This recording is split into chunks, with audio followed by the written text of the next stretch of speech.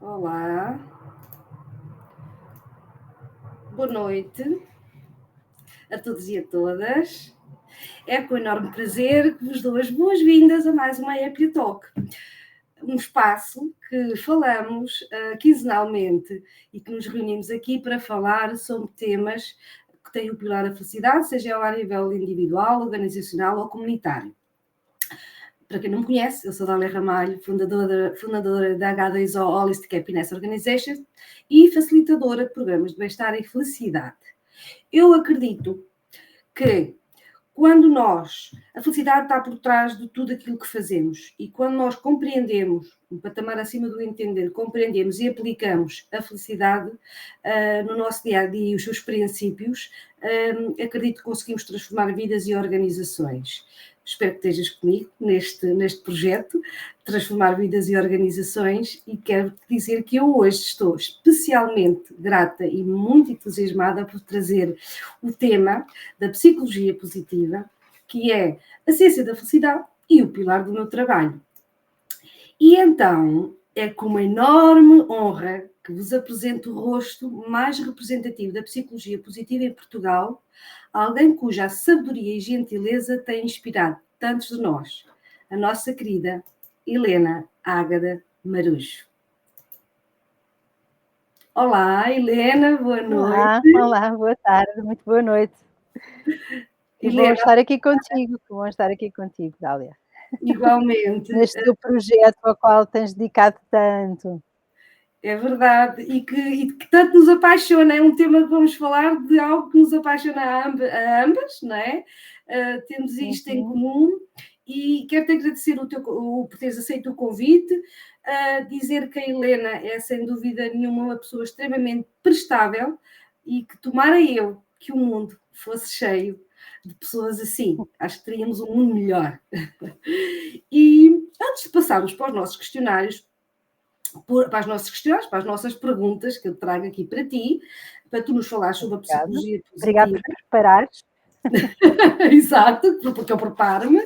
Eu queria apresentar, gostaria de apresentar a Helena, especialmente para quem não conhece a Helena e que quer que saibam que a Helena realmente é uma das figuras mais emblemáticas da psicologia positiva em Portugal, e, portanto, peço que quem tiver bom senso crítico e bom pensamento crítico, quando se fala em felicidade, e de forma a não banalizar este conceito que para nós é tão profundo e tão estudado, e com tantas pessoas atrás dele e com tanto trabalho feito, que realmente afundem e aprofundem quem são realmente as boas referências sobre a psicologia positiva, e a Helena é uma delas.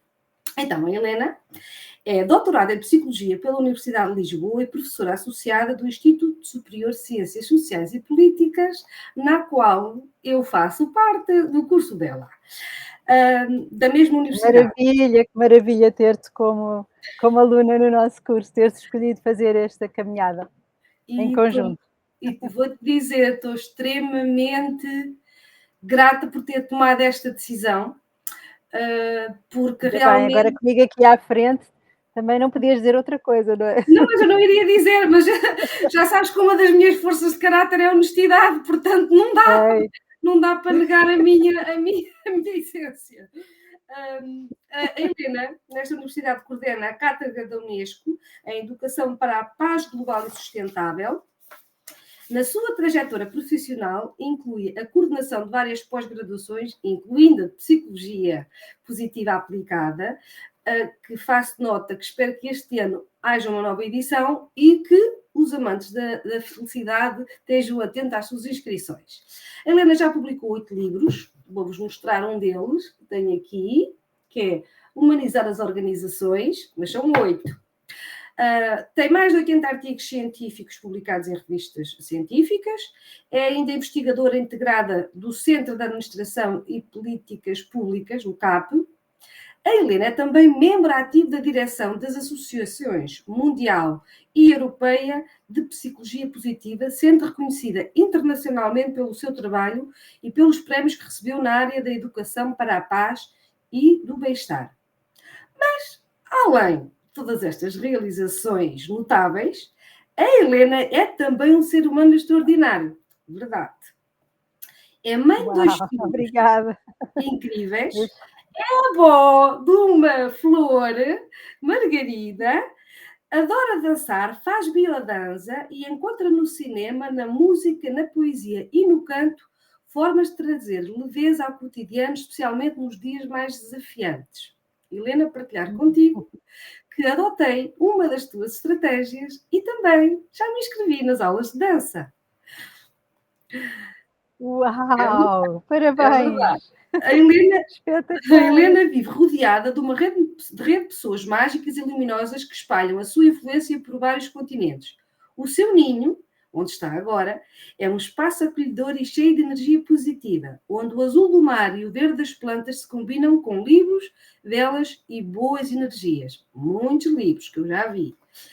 A Helena cuida muito bem de si, e isto é um exemplo a seguir, especialmente para alguns perfis que é desafiador cuidarem de si próprios, para poder Uhum. cuidar melhor dos outros. Nós, para cuidarmos dos outros, precisamos cuidar de nós, não é, Helena? Mesmo enquanto trabalha intensamente, dedica-se ao constante progresso de calibragem. Outra coisa a seguir. Seja para amar melhor, aceitar Uhum. vulnerabilidades ou alimentar a esperança num mundo mais justo e sustentável. E então é uma honra ter-te aqui, Helena, para partilhares a tua sabedoria connosco e nos inspirarmos com a tua visão sobre felicidade, paz e sustentabilidade. Obrigada. Uau, que apresentação tão profunda e tão Espero, especial. Obrigada, obrigada, espero que tenha obrigada. acolhido o teu Muito, muito coração sentida e é deste lado, verdade. muito emocionada. Helena, Obrigada. então agora vamos aqui para o repertório das perguntas, não é?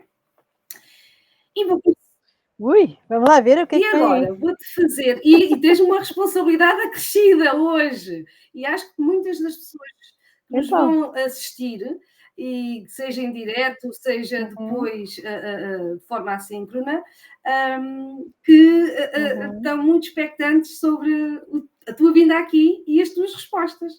Então eu vou perguntar à Helena, oh, Helena, como é que tu defines felicidade para ti? Qual é a tua definição de felicidade? Da felicidade. Bom, então, hum,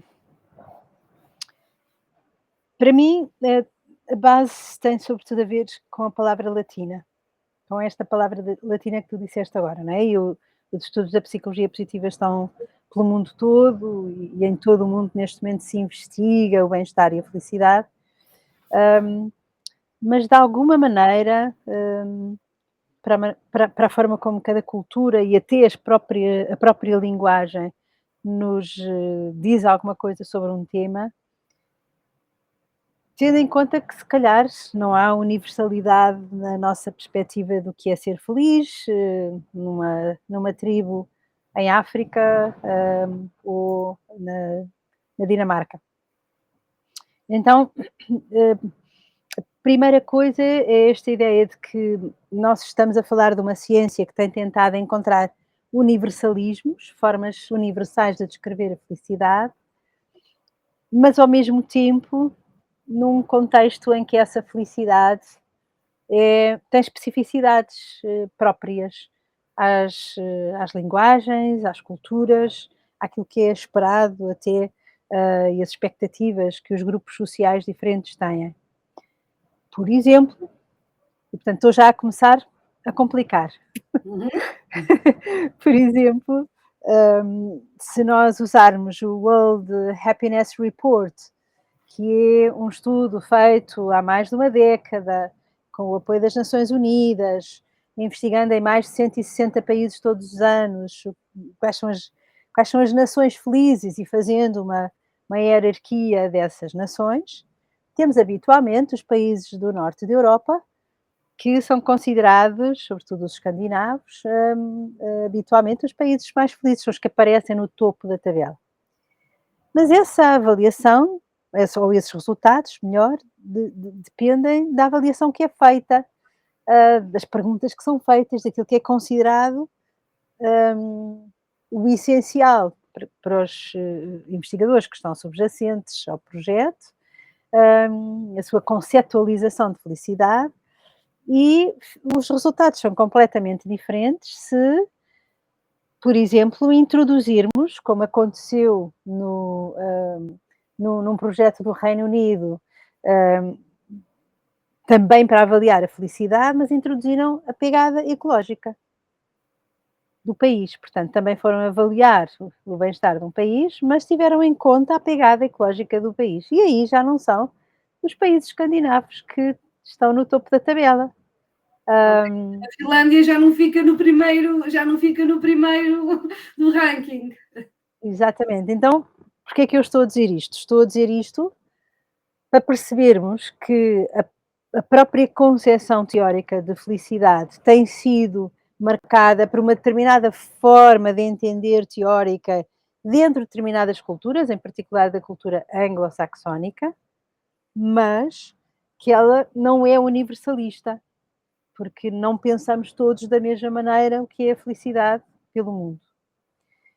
Hã, Mas esqueci-me o de dizer que conceito mas o sim, conceito de já vou lá. felicidade ok. Já vou lá, já vou lá. Eu só esqueci-me só de dizer qual é o país que fica que tem o nível mais elevado de felicidade quando introduzimos a pegada ecológica, é a Costa Rica, ok? Uau!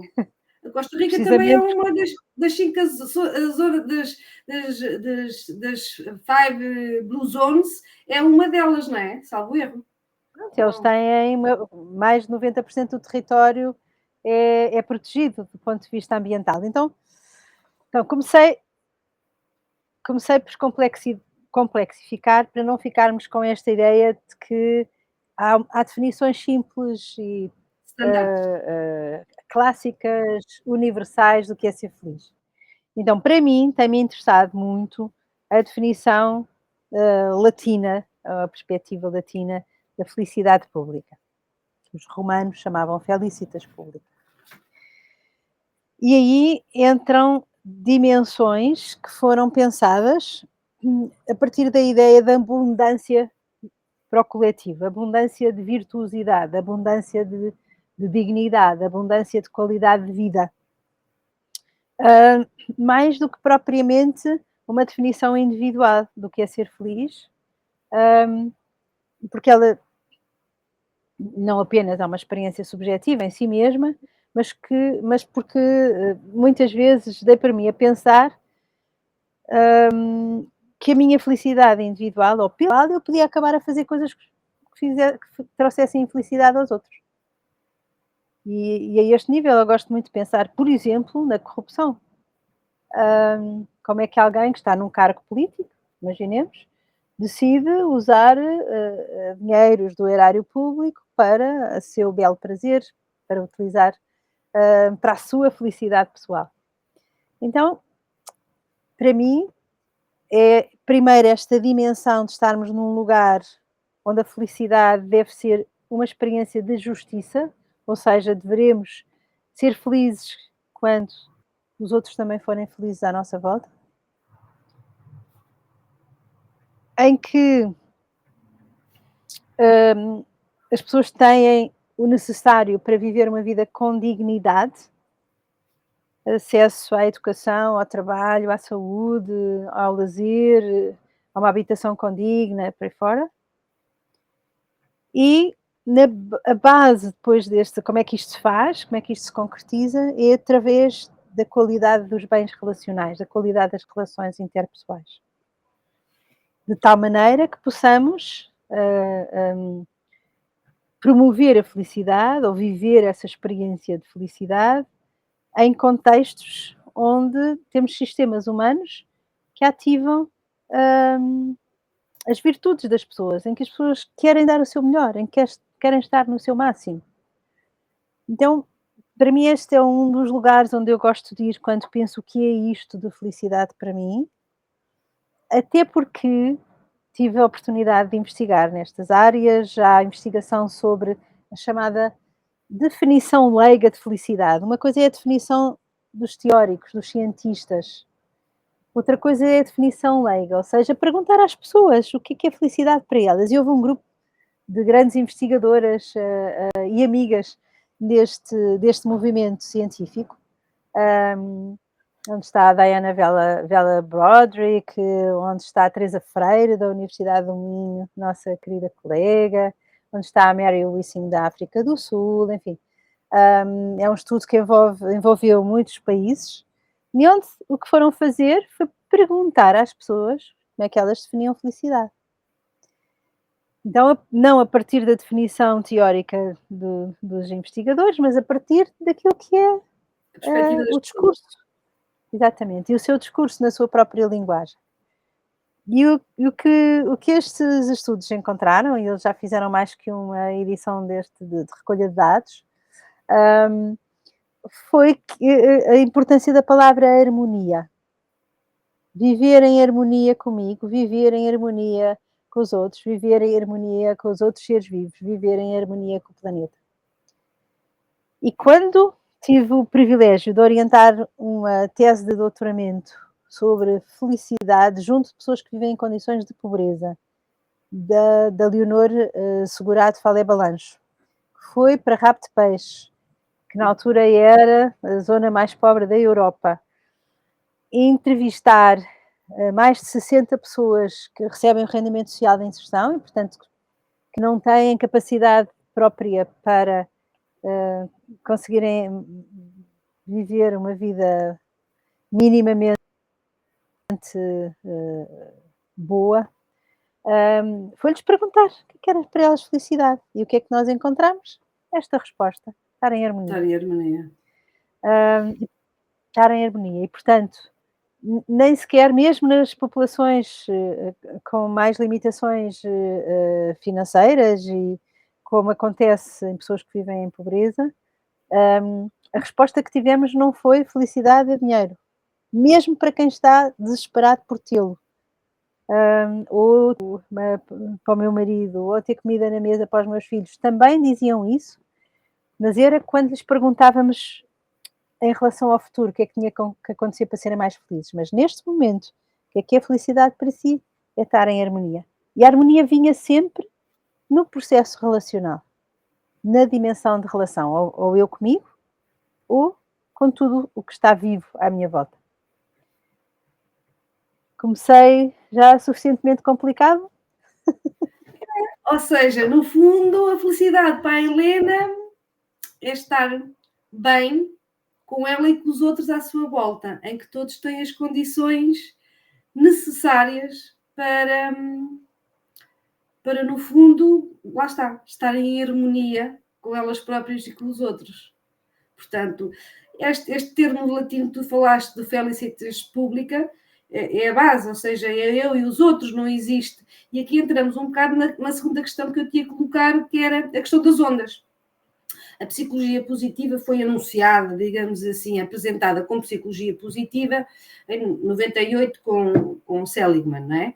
E, entretanto, em 2000, lá criaram 3 áreas de estudo, as emoções positivas, os traços positivos, e as instituições positivas, tudo muito ligado para o individualismo. Tu queres nos contar aqui um bocadinho o que é a psicologia positiva, a evolução nas várias ondas e, neste caso, já estamos entre uma terceira e uma quarta onda, porque acabamos por chegar ao ponto em que tu estás a falar, ou seja, começou numa ótica individualista, mas vai acabar numa ótica universalista, coletivista, o eu e o outro.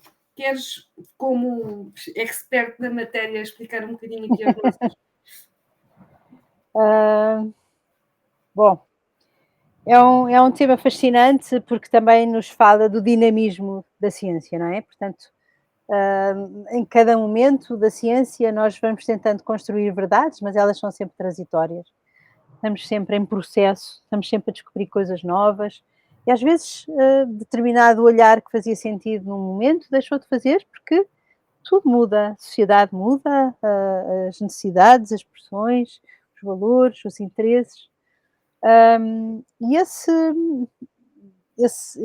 processo é um processo que está muito presente na história da psicologia positiva. O termo psicologia positiva foi cunhado pelo Abraham Maslow no seu livro Motivation and Personality, em 1954. O Maslow, que a maior parte das pessoas conhece na perspectiva sobretudo da hierarquia das necessidades, mas ele estava já preocupado nesse momento da história com esta ideia de uma ciência, perdão, que facilitasse e levasse as pessoas, facilitasse o melhor, trouxesse ao de cima ao melhor, não é?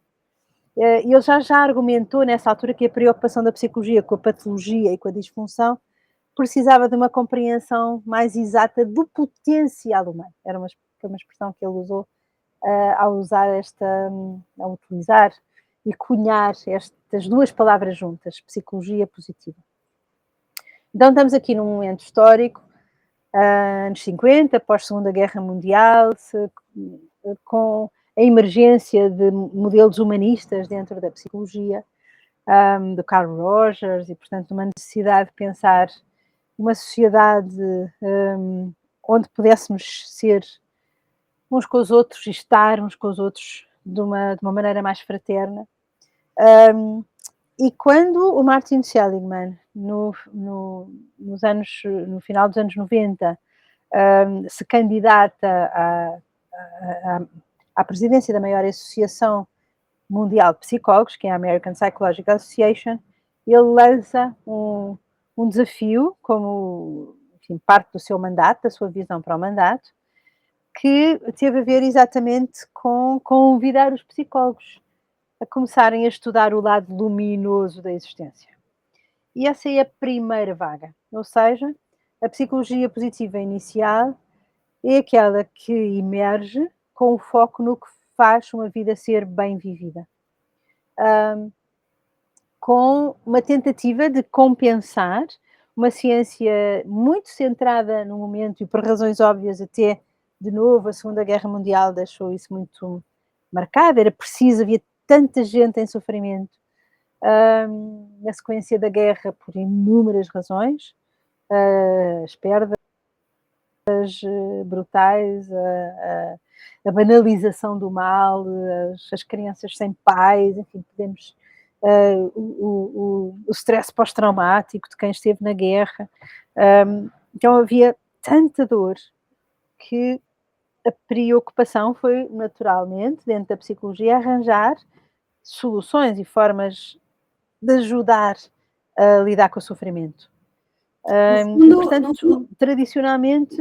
No fundo, a psicologia estava preocupada, digamos, imaginemos que este é o limiar que divide entre o negativo e o positivo. A psicologia, nessas décadas, desde a Segunda Guerra Mundial até à década de 90, estava preocupada em se focar, ou basicamente focava em chegar aqui a este limiar, ao zero, em colocar a pessoa num estado, pelo menos, funcionável, certo? E então...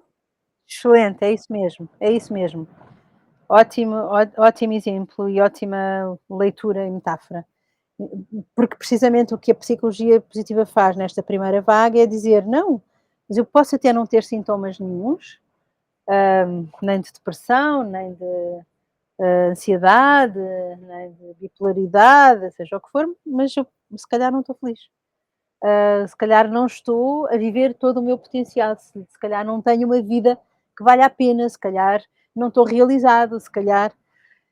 E é nesta questão, não é? No tentar perceber, então, o que é que leva as pessoas a estarem felizes, a estarem no seu máximo, a viverem experiências otimizadas de si mesmas, que surge a primeira vaga.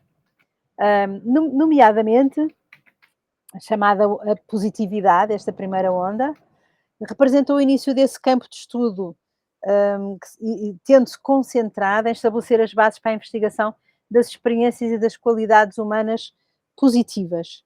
E aqui começa a focar-se em quê? Emoções positivas. Então, na primeira onda houve uma dedicação muito grande a estudar as emoções, como a alegria, a gratidão, o amor, a esperança, à procura de entender como é que elas impactam o bem-estar individual e o bem-estar social. Também um foco grande nas forças e nas virtudes das pessoas. Portanto, houve muitos pesquisadores desta fase que se concentraram em identificar as forças e as virtudes humanas, como a coragem, a justiça, a humanidade, a transcendência. E também ter enfim, um foco na felicidade como um objetivo. A felicidade foi um dos principais objetivos da primeira onda e os investigadores procuraram entender os fatores que contribuem para uma vida feliz, para uma vida satisfatória. E esse, por detrás, tinha esse momento, não é, histórico, tinha objetivos associados a corrigir o tal desequilíbrio. Portanto, a psicologia positiva surge, não é, nesta resposta à predominância da psicologia clínica, que se concentrava em problemas, em doenças mentais. Então, a primeira onda buscava equilibrar essa perspectiva, investigando o que torna a vida valiosa, significativa. Promover o bem-estar, portanto, desenvolver intervenções e programas que otimizassem o bem-estar psicológico, o bem-estar social e amplificar o próprio escopo da psicologia. Portanto, contribuir para expandir os limites da psicologia, incluindo o estudo de experiências positivas e o desenvolvimento do potencial humano, que até aí não eram investigados, por estranho que pareça, mas havia muito pouca gente no mundo a estudar estas temáticas. Então, a primeira onda da psicologia positiva foi fundamental para estabelecer as bases teóricas e as bases empíricas deste campo de estudo e continuamos todos muito a trabalhar nesta base, das virtudes, das emoções, da identificação e da compreensão das experiências positivas que levam a vidas mais felizes. Então, ao concentrar-se nestas dimensões, esta fase depois abriu caminho para uma nova compreensão da experiência humana, para o desenvolvimento de intervenções que promovem o bem-estar. E aí passa a ser uma ciência muito aplicada, ou seja, com uma grande vontade de usar o conhecimento para verdadeiramente melhorar a vida das pessoas. E começam a surgir as PPIs, as Positive Psychology Intervention, as intervenções de psicologia positiva, é que muitos de nós, mesmo sem sabermos que a origem é aqui, já ouvimos falar. Desde as cartas de gratidão, até fazer a lista das coisas positivas ao fim do dia, e que passaram a estar quase na linguagem do dia a dia de muitos de nós. Muita gente nem sabe que a base é esta ciência, mas que passaram a estar no mainstream da nossa forma de, muitas vezes, de viver. E aí entra a segunda onda. A segunda onda é a onda da polaridade. Portanto, a primeira é da positividade, a segunda é da polaridade. E o que é que a segunda onda vem dizer? Traz uma perspectiva mais complexa, mais realista sobre o bem-estar humano, ou seja, agora que já puxámos o pêndulo todo para o outro lado, não é? Portanto, Já estava compensámos o negativo com no o foco nos... positivo e ele está equilibrado, então e agora? Exatamente. Agora vamos voltar aqui a um lugar que é da integração de emoções negativas e dizer, ok, mas ao contrário da primeira onda, que tendia a enfatizar as emoções positivas, a segunda onda reconhece que as emoções negativas fazem parte também da experiência humana e podem ter um papel importante no crescimento pessoal e no desenvolvimento, por exemplo, da resiliência. Vão trazer uma outra dimensão. Portanto, a primeira é, então, a integração de emoções negativas, a segunda é a contextualização do bem-estar e vem dizer assim, então, mas se calhar o bem-estar não é um estado estático, mas é assim um processo dinâmico que varia de acordo com o contexto cultural, social, individual, e até agora nós tivemos na primeira onda a achar, como eu dizia no início da nossa conversa, que o bem-estar ou a felicidade é uma coisa igual em todos os lugares, e não é. Então vamos lá contextualizar, vamos ter em conta as circunstâncias de vida, as culturas, os valores, pois também traz um sublinhado para um conceito novo, designado crescimento pós-traumático, ou seja, explorar como é que as pessoas que passam por experiências de grande sofrimento, de grande perda, às vezes tragédias indizíveis e inimagináveis em termos de adversidade, conseguem, muitas vezes, e muitas de nós, emergir mais fortes, mais resilientes, com um novo sentido de propósito. Então, há aqui um trabalho muito grande de investigação a partir deste conceito, que vem complementar o de stress pós-traumático, que é o crescimento pós-traumático. Stress pós-traumático é apenas os efeitos negativos de um trauma. O crescimento pós-traumático é a capacidade de alguns seres humanos, felizmente da grande maioria dos seres humanos, ou de muitos seres humanos, em conseguirem, transformar-se em seres humanos mais, elevados, se quisermos assim, quer do ponto de vista da espiritualidade, quer da contribuição para o coletivo, quer, das prioridades e dos valores que defendem, quer do respeito pela qualidade e do investimento Acabaram na por qualidade das relações transformar com os outros.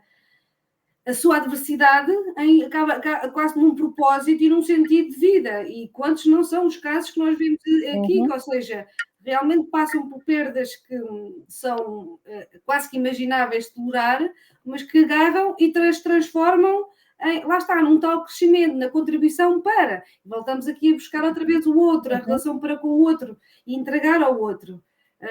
E É isso mesmo. Vou dar um exemplo de estudos que eu própria orientei em teses, de mestrado, aqui na Universidade de Lisboa, que foi, por exemplo, fomos avaliar se as crianças que estão hospitalizadas com doenças graves que ameaçam a sua vida, conseguem ter crescimento pós-traumático. Hã, e, portanto, fomos entrevistá-las, fomos entrevistar os seus, cuidadores, profissionais de saúde, os pais, etcétera, e a resposta que encontramos foi sim. Tínhamos crianças e jovens a passarem por situações de vida muito traumáticas, com doenças, que nenhum de nós deseja a ninguém, e que evidenciavam terem uma leitura de si próprios e da sua vida, mostrando que agora tinham começado a pensar o que é mais importante na vida, tinham deixado de se incomodar e irritar com coisas que não interessavam, sentiam-se tão respeitados, cuidados, e amados por quem estava à volta deles e delas, que eles próprios e elas próprias tinham vontade de também levar para a relação com os outros muita qualidade, muito afeto, muita solidariedade, etcétera. Ou que inclusivamente nos traziam descrições de uma espécie de uma espiritualidade sobre a sua própria vida, pensarem o seu propósito, mesmo pequenas. Mas fizemos o mesmo tipo de estudo, no contexto de institucionalização de crianças que tinham sido retiradas às famílias, por abandono, negligência, maus tratos, etcétera, e infelizmente essas crianças e esses jovens não evidenciavam crescimento pós-traumático. A nossa hipótese foi que é, crianças que passaram por, histórias de vida e relações, onde deixaram de acreditar nos seres humanos, não conseguiam fazer esse crescimento. Enquanto que as que estavam também a passar por um trauma, que era a doença na sua vida, mas estavam num contexto relacional de apoio, de suporte, de carinho, etcétera, eram capazes desse crescimento.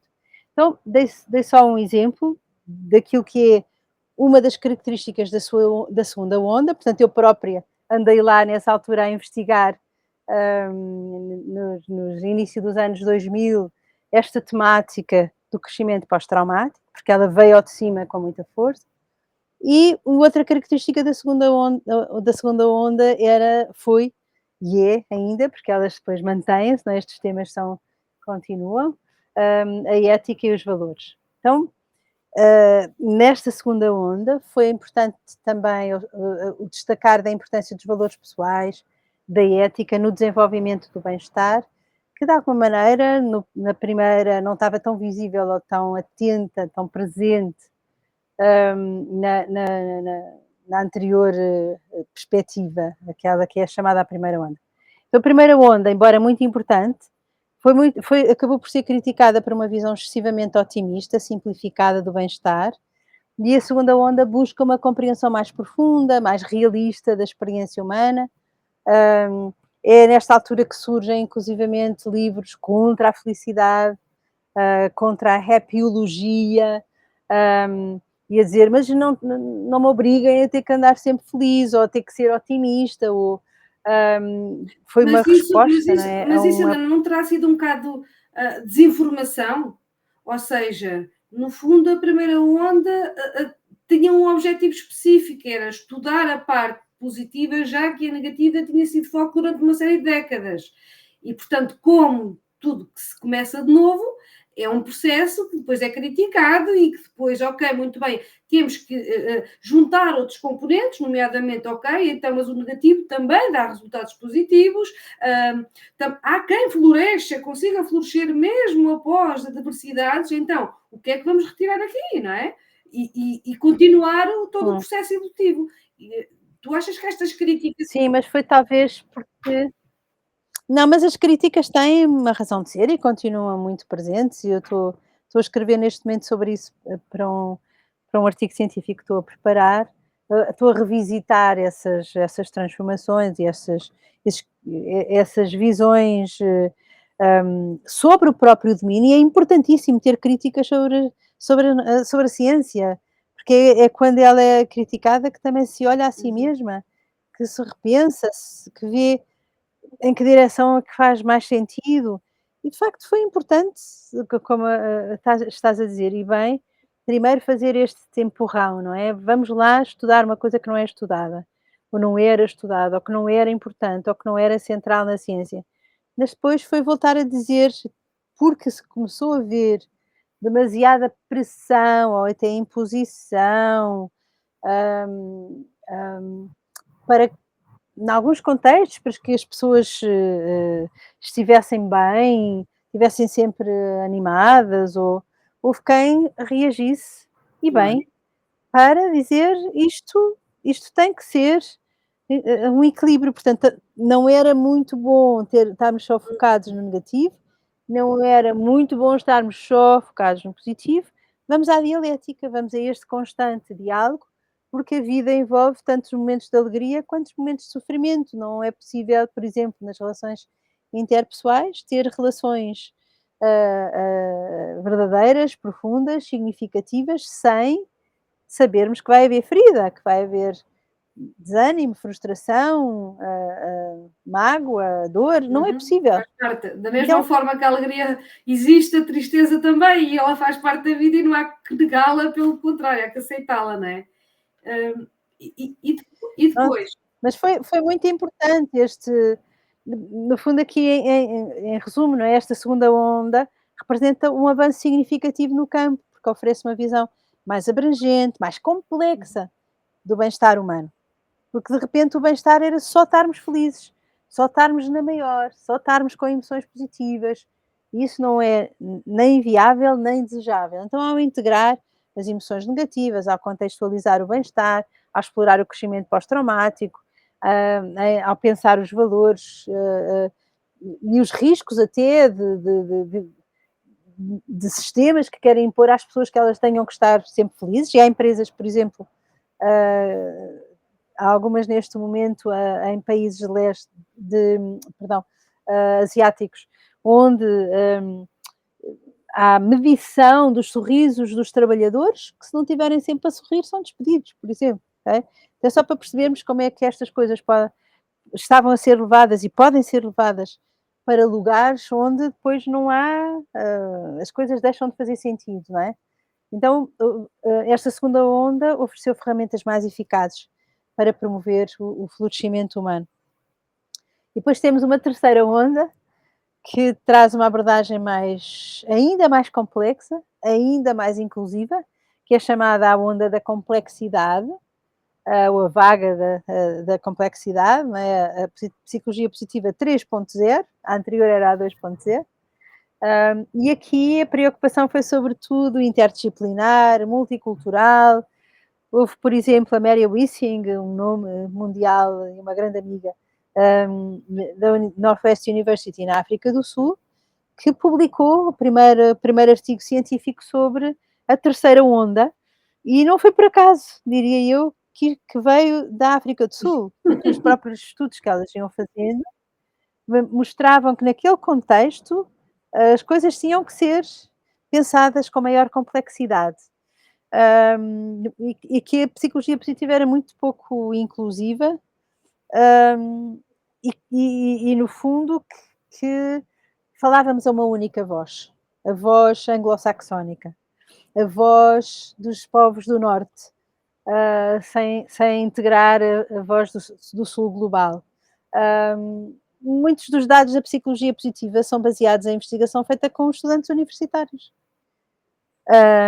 E isso é muito os estudantes universitários norte-americanos, por exemplo, ou australianos, ou são muito pouco representativos da população mundial, E porquê certo? que existe essa Então dificuldade? foi esta E porquê que preocupação. existe essa dificuldade, por exemplo, e como nós, no fundo, o nosso tema hoje é em rumo, as ondas da felicidade, em rumo à sustentabilidade e paz, porquê que existe tanta dificuldade em obter apoios ou próprios incentivos da parte das entidades governativas para que seja ampliado o espectro, não só na zona académica, mas realmente da população, para nós termos uma ideia mais fiel ao que realmente esta cultura, e neste caso, por exemplo, nesta terceira onda, Uhum. culturalmente para além de outros fatores, a cultura, as etnias de um determinado sistema, de um determinado país, influenciam para a percepção e os critérios para medir o bem-estar de um determinado país. Porquê é que existe essa dificuldade, Helena? Existe, porque para já, o financiamento para a ciência é uma coisa bastante reduzida do ponto de vista do PIB. Depois, porque quem investiga são os académicos têm com muito mais facilidade acesso aos seus próprios alunos, é onde é mais fácil recolher dados, passar questionários, nomeadamente, através de uma psicologia, neste caso uma psicologia positiva, muito positivista, que também foi uma das críticas desta terceira onda, foi também a complexidade, também de vir através de novos modelos de investigação, novas formas de investigar. E, portanto, conseguir, por exemplo, ter dinheiro, disponibilidade e até motivação para ir para uma comunidade pobre investigar sobre estes temas, não são muitos os que o fazem. Portanto, às vezes é por acessibilidade, é mais fácil ir por ali, ou chegar àquela população que eu já tenho acesso. É difícil envolver as pessoas em ciência. Eu própria falo por mim, temos todos os anos um estudo sobre a esperança que fazemos a nível internacional e que é feito a nível português. E uma das coisas que é difícil é conseguirmos, por exemplo, ter respostas. Portanto, não há uma cultura de colaboração com a investigação. Então, há aqui uma data de aspectos que fazem parte deste processo e que levaram, no fundo, a este lugar, onde foi preciso e foi importante esta a terceira onda vir nos dizer que tínhamos que olhar para a pessoa, considerando os grupos e sistemas em que estão inseridos. Nomeadamente, foi feito nesta altura uma crítica ao dualismo positivo-negativo, portanto, há um questionamento sobre a ideia de que as emoções positivas e negativas são completamente separadas e opostas, e vem-nos dizer, não, elas existem integradas, reconhecemos que são interconectadas, que a experiência humana é rica em nuances. Depois um grande ênfase é um convite à experiência, à experiência subjetiva da pessoa, valorizando a sua perspectiva única, as suas vivências, e propondo nomeadamente aqui estudos mais qualitativos, ouvindo diretamente a voz das pessoas. Depois, uma grande preocupação com a inclusão e com a diversidade, e essa onda veio tentar incluir diferentes culturas, identidades, contextos sociais na pesquisa e nas intervenções, no fundo reconhecendo que o bem-estar é influenciado por fatores sociais, por fatores históricos, económicos, culturais, ambientais. Por exemplo, nós temos hoje doença mental, infelizmente, associada às questões ambientais. Temos a eco-anxiety, por exemplo, é uma nova designação, já há alguns anos, mas que veio na sequência da crise climática. E faz Então, sentido. todos E estes faz sentido. No outro dia fui a uma conferência e tinha pessoas de gerações mais recentes, não é?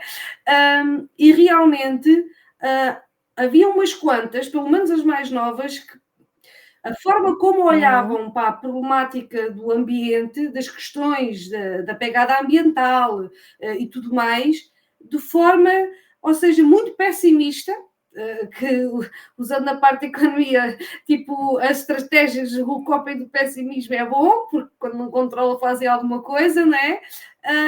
Mas demasiado pessimista que ao ponto de se calhar haver falta de clareza de ir à procura de opções, de alternativas para melhorar, o como fazer, não é?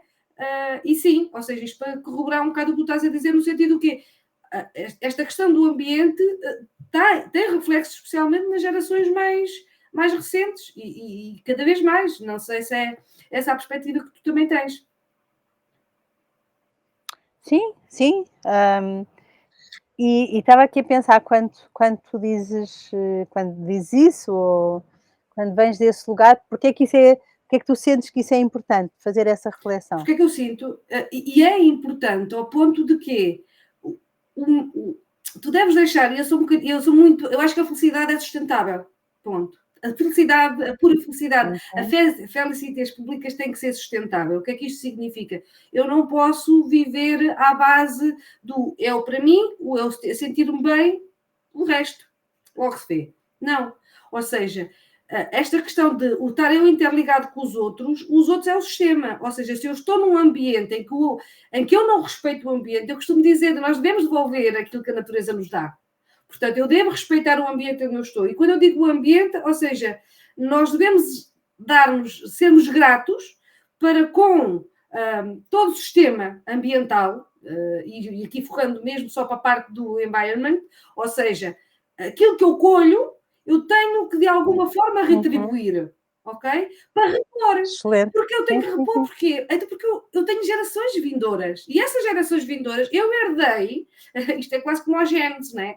Eu herdei uma série de benefícios que me foram dados pelos meus antepassados, e isto é para preservar e é para continuar, porque só assim é que existe continuidade da humanidade, e a humanidade só faz sentido se estivermos aqui uns para os outros. Portanto, não vejo de outra maneira. Sim, aliás, os povos, originários, indígenas, planeiam a 7 gerações, portanto a decisão que eu tomo hoje tem que avaliar as consequências que vai ter em 7 gerações à minha frente, E hoje em dia mais premente é. e isso é extraordinário. Com os resultados, Pois, ou seja, nós temos os ODS, nós temos a Agenda 2030, o Pacto para o Futuro, em que, ok, vamos lá ver bem as coisas, porque não estamos a chegar aos limites, aos indicadores que tínhamos programado, ou seja, portanto, já nem estamos a falar de 7 gerações, estamos a falar 2 ou 3, não é? Isto é importante, tu tens netos, eu tenho filhos e eu gostava de ver os meus netos e que tivessem uma qualidade de vida e um ambiente com, lá está, que lhes promovesse a tal harmonia e condições de ter as suas necessidades, as básicas das básicas, que é respirar, porque a gente não uhum, consegue não claro. respirar, então que respirar de forma saudável e há que respeitar isso. E faz-me todo o sentido. Agora diz-me uma coisa: estávamos na terceira, esta terceira, pelo que eu Uhum, percebi, pronto, o Young o Paul Young foi quem, digamos assim, estipulou a segunda, o pai, que veio falar da psicologia uhum. positiva, a Foi segunda onda. ele, o Itai Tzven e um grupo, que estava na altura na East London University, foram mais ou menos ao mesmo tempo, a partir de lugares do mundo diferentes, mas fizeram esse movimento da segunda onda, Depois, sim. Na terceira, também há 2 autores mais ou menos ao mesmo tempo, mas para mim, claramente, até porque eu tive muitas conversas com ela antes dela fazer esta publicação. A primeira publicação que fala, que usa a expressão third wave, é da Mary Wissing, da África do Sul. E ela também puxa aqui uma outra dimensão, que é a conexão com outras disciplinas. Portanto, a ideia de que interseccionalidade. a psicologia positiva claramente tinha passado, estava muito para além, está muito para além da psicologia e, está desde o início em diálogo com outras áreas de conhecimento, desde a filosofia, a sociologia, as neurociências, a medicina, enfim, e economia, não é? A economia da felicidade, que entretanto também foi crescendo, foi emergindo.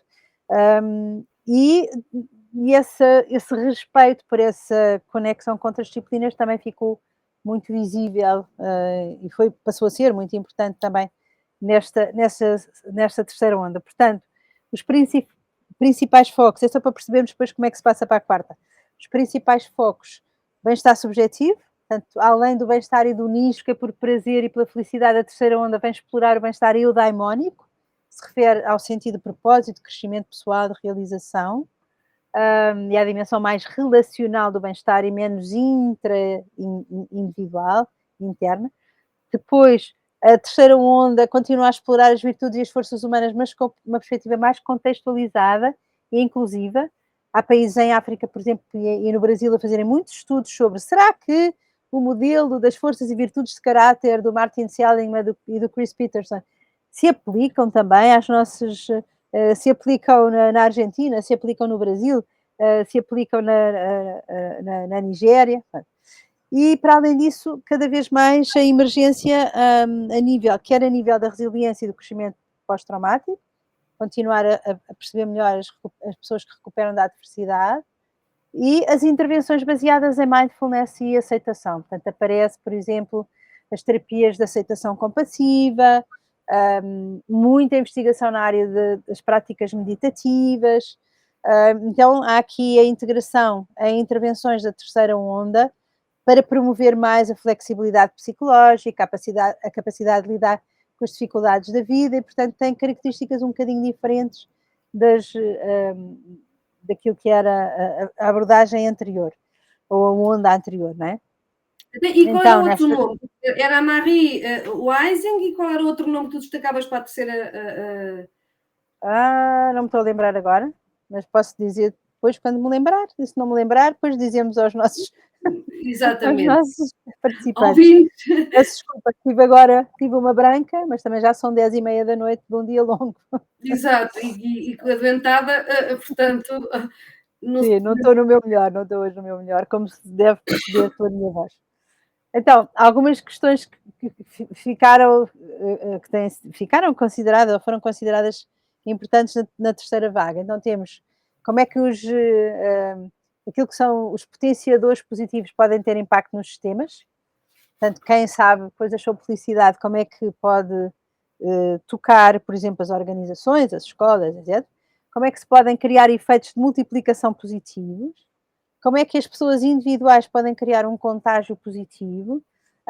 E, portanto, há aqui se quisermos, não é, um movimento que também depois direciona os estudos numa determinada direção.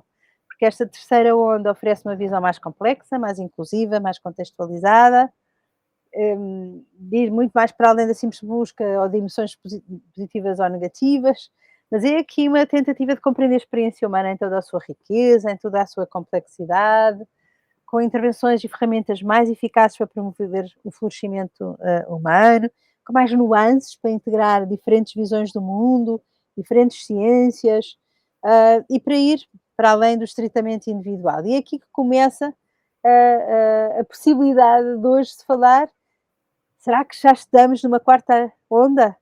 Que é um debate em processo.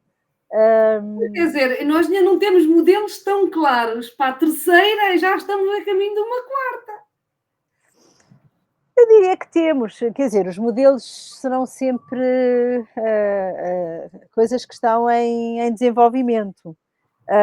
Há sempre coisas que poderemos aprofundar, desenvolver, potenciar, mas elas vão se interligando com as outras coisas todas que vão mudando pelo meio, não é? Portanto, há muita coisa a mudar, nomeadamente do ponto de vista da sociedade, daquilo que são as premências, enfim, e as urgências coletivas, e isso também vai fazendo pressão sobre a própria ciência e aquilo que é importante estudar, e ainda bem, Que é bom, ainda bem, sim, senão exato. os académicos ficam virados só para si mesmos, e a pensar: o que é interessante estudar agora? Não, precisamos estar ligados àquilo que a realidade nos pede, e é esse movimento que de alguma maneira faz, ou fez com que, quando estivemos agora em Innsbruck, o ano passado, no Congresso Europeu de Psicologia Positiva, já houve pelo menos 2 comunicações que publicamente tinham no título, as palavras fourth wave, ok? Então, o que é que pode ser esta quarta onda? Hum, para já, portanto, não há consenso sobre isto, ainda há, ainda há muito pouca gente a falar sobre isto, ainda que as 3 primeiras ondas são amplamente reconhecidas e definidas, esta delimitação de uma quarta onda ainda está em construção. Mas há aqui um caminho importante a ter em conta. Por um lado, porque é que há esta incerteza? Se estamos ou não numa quarta onda. Por um lado, porque a evolução é constante, não é? E a psicologia positiva é um campo em constante desenvolvimento, com novas teorias e abordagens que estão sempre a surgir o tempo todo. É impossível, neste momento, acompanhar a quantidade de investigação que é publicada todos os meses nesta área. Depois, porque dentro da própria psicologia positiva existem diversas abordagens, diferentes perspectivas, o que torna difícil estabelecer uma divisão clara em ondas. E também porque há foco em nichos específicos, portanto, há muitos investigadores que se concentram em temas particulares, como as práticas de meditação, por exemplo, ou bem-estar no trabalho, ou educação positiva, ou desenvolvimento de comunidades positivas. E isto torna, obviamente, difícil também perceber tendências gerais. Mas quando se discute uma possível quarta onda, os autores sugerem, e aí me incluo, por um lado, um foco alguns autores apontam, sobretudo, um foco na psicologia positiva aplicada, nomeadamente cada vez mais assegurar que ela se torna concreta, específica e adaptável aos múltiplos contextos. A escola é um lugar diferente da a empresa é diferente de uma comunidade.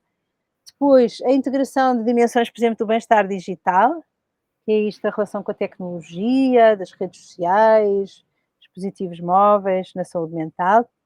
A própria dimensão da psicologia positiva transcultural, portanto, reforçar aquilo que a terceira onda já tinha chamado a atenção, que é estudar em diferentes culturas e contextos, perceber a compreensão mais universal deste florescimento humano e as suas particularidades, e até a dimensão da neurociência, da psicologia positiva, portanto, estudar os mecanismos cerebrais subjacentes ao bem-estar, e tudo isso tem começado a emergir, e alguns atores dizem que isso pode apontar um bocadinho para este lugar de estarmos perante uma quarta onda.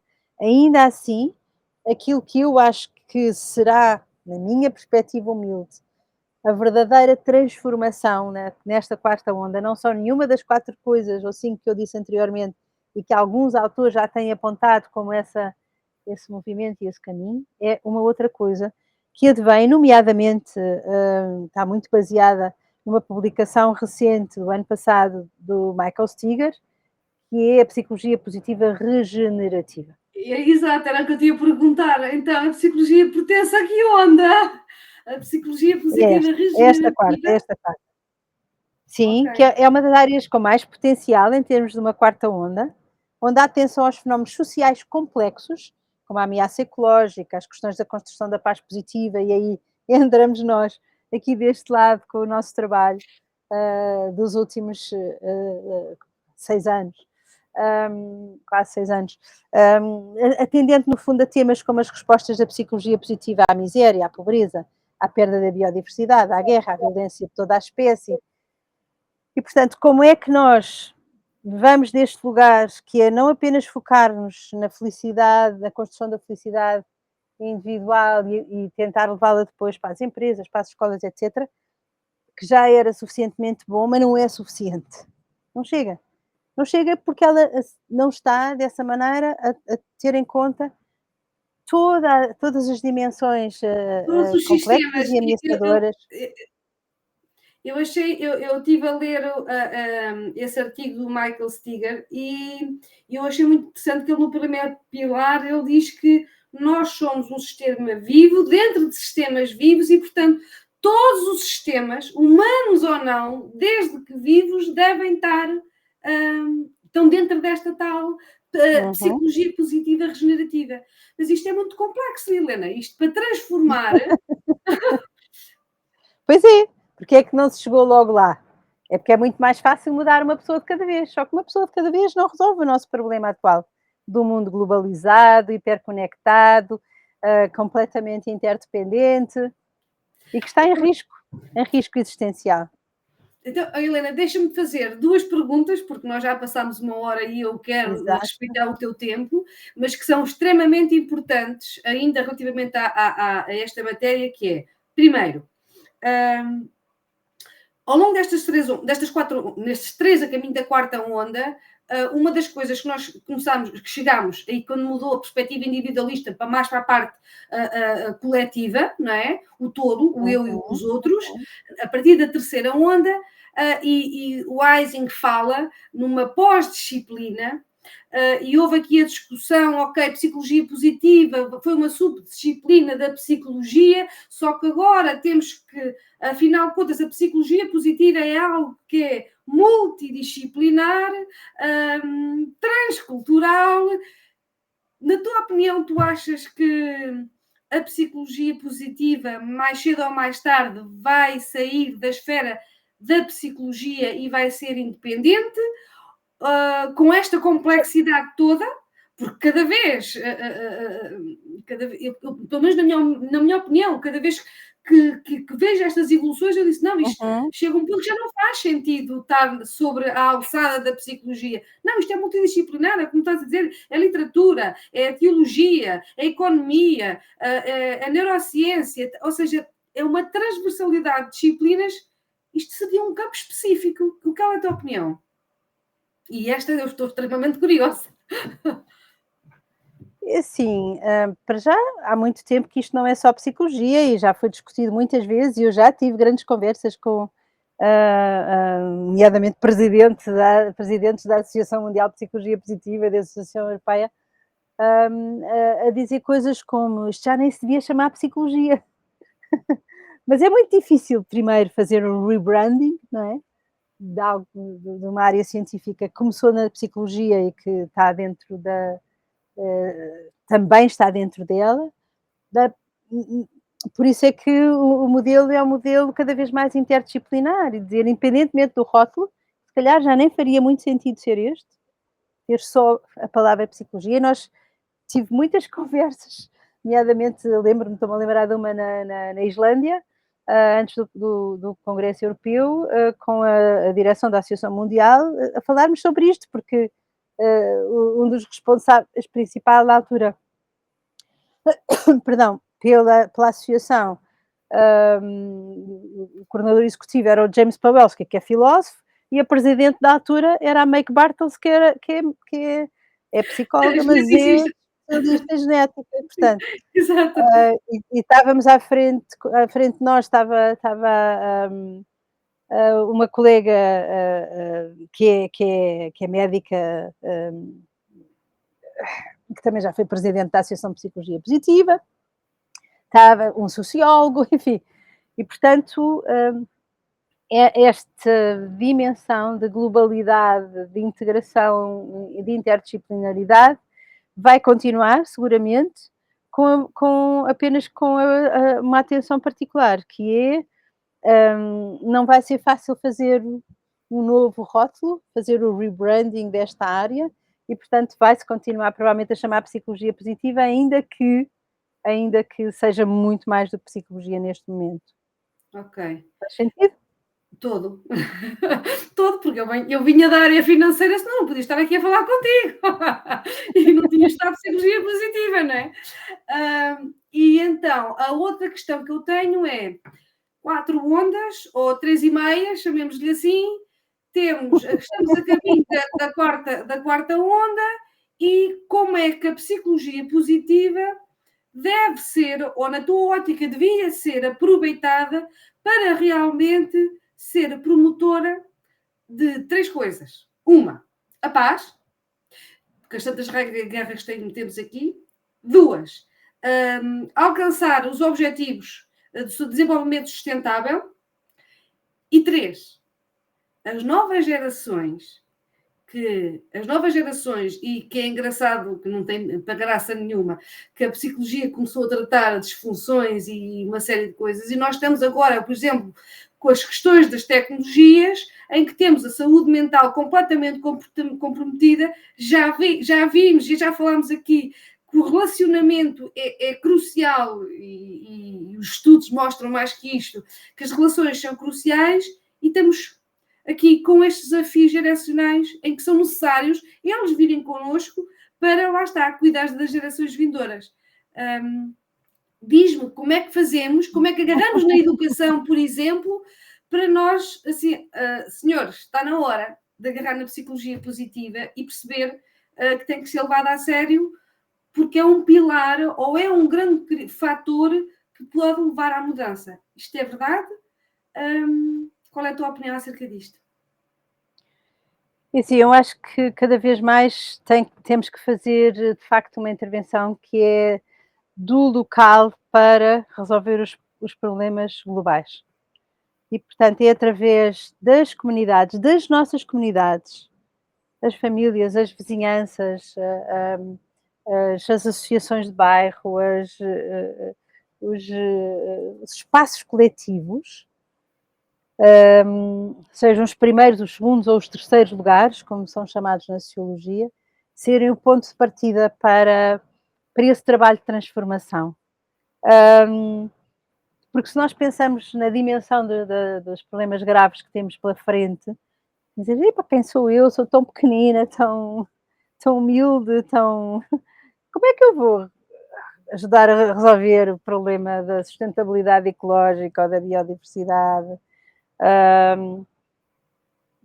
Então temos que começar com coisas pequeninas, mas se calhar se eu fizer recolhas de lixo nas praias, ou se for para a minha vizinhança assegurar como é que criamos como é que podemos poupar água, ou como é que há escolas, por exemplo, neste momento em Lisboa, há uma escola em que os alunos vão trabalhar com os lojistas da zona onde a escola está implantada para os ajudar, por exemplo, na poupança de água, na poupança energética, portanto, o próprio trabalho dos alunos, não é apenas estudar em teoria, estamos a falar de alunos de segundo e terceiro ciclo, mas é ir mesmo para as comunidades, plantar árvores, fazer... Okay, e é nesse movimento que as coisas se vão transformando.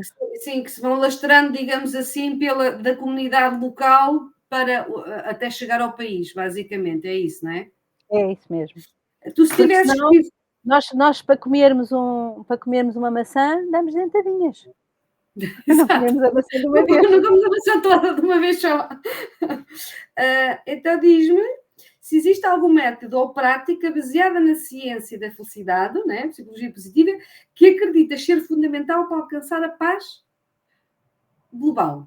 E quando eu digo é dentadinha a dentadinha, paz global, ou seja, qual seria a intervenção ou prática que, implementada a nível de cada localidade, depois tinha o efeito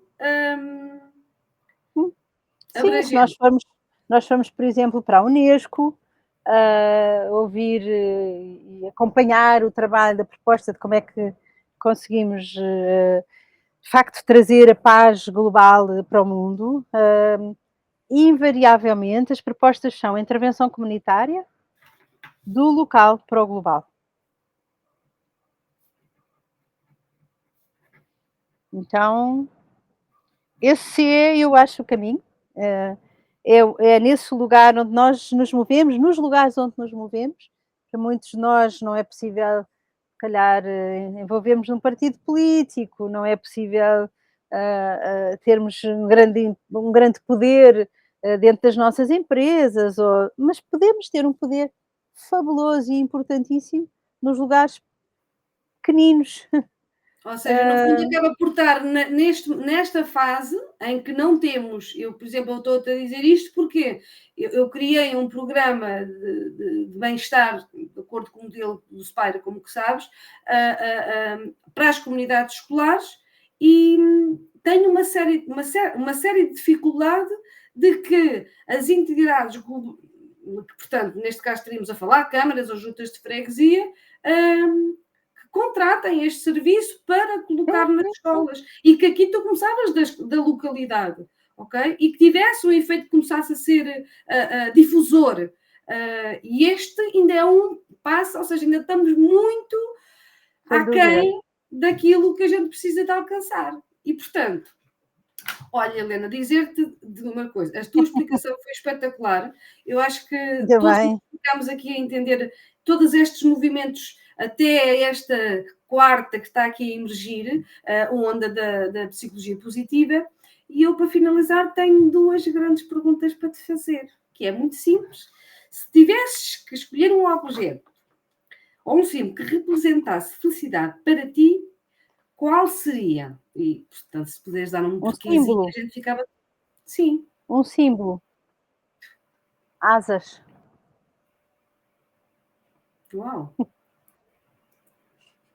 Porque? Queres partilhar? Porque é o símbolo da elevação, da liberdade e de outras possibilidades, dos horizontes abertos. Ainda hoje estava a apreciar gaivotas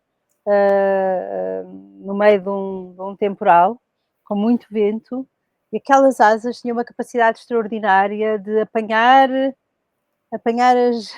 a vibração do ar e as correntes e conseguirem navegar aquela complexidade. E estava imenso vento e elas não iam umas contra as outras, não, não caíam.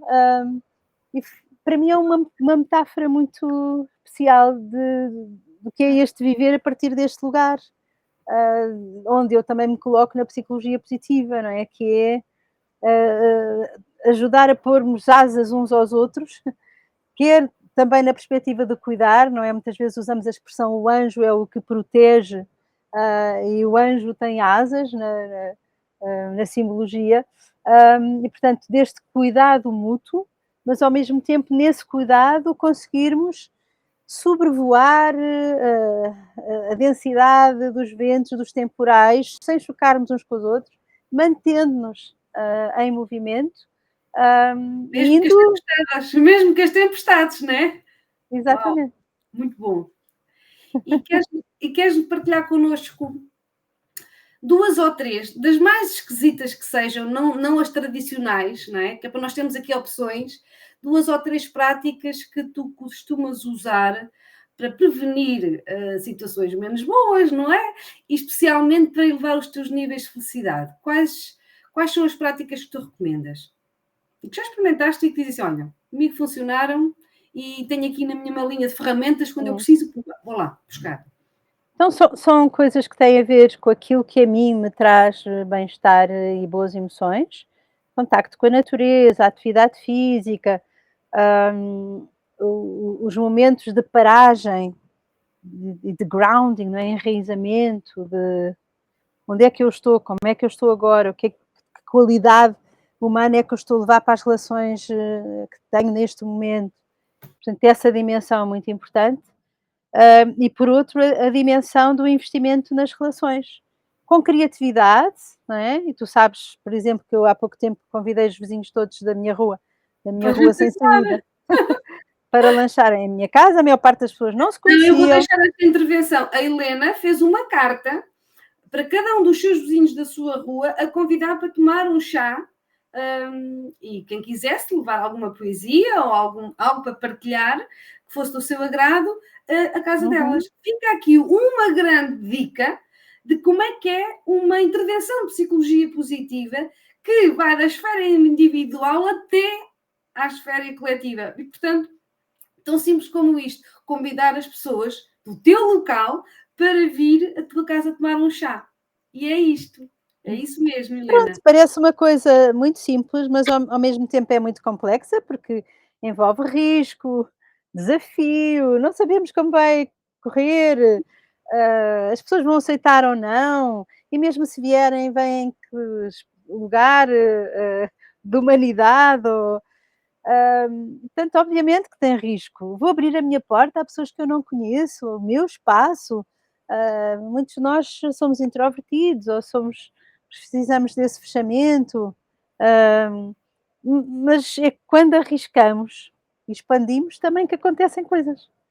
Até que Hum, o resultado terminava foi positivo. foi absolutamente memorável, já temos o segundo encontro marcado, que houve logo um vizinho que ofereceu, ser em casa dele. Depois outro casal que estava presente, para já multicultural, portanto tinha muitas nacionalidades presentes, e houve logo o terceiro casal, que são espanhóis, que se disponibilizaram depois para irmos fazer uma paella em casa deles e, portanto, toda a gente, a mesma conversa que foi criada foi de uma profundidade, de um reconhecimento que vivemos numa rua pacífica, que não nos zangamos uns com os outros por causa dos cães que ladram, do carro que ficou estacionado em frente do, que tentamos resolver da melhor maneira e que sorrimos uns para os outros mesmo sem nos conhecermos ou sem nos falarmos, e aqueles de nós que não nos conhecíamos e éramos muitos, que queríamos conhecer-nos melhor a partir daquele momento. Então, vale mesmo a pena.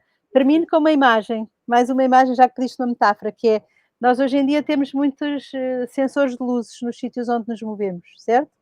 Uhum. Então entramos numa casa de banho pública, por exemplo, e é por causa de nós entrarmos, nós nos mexermos, que a luz acende. Então, para mim esta é uma metáfora muito importante, se eu te ficar parada, não há luz.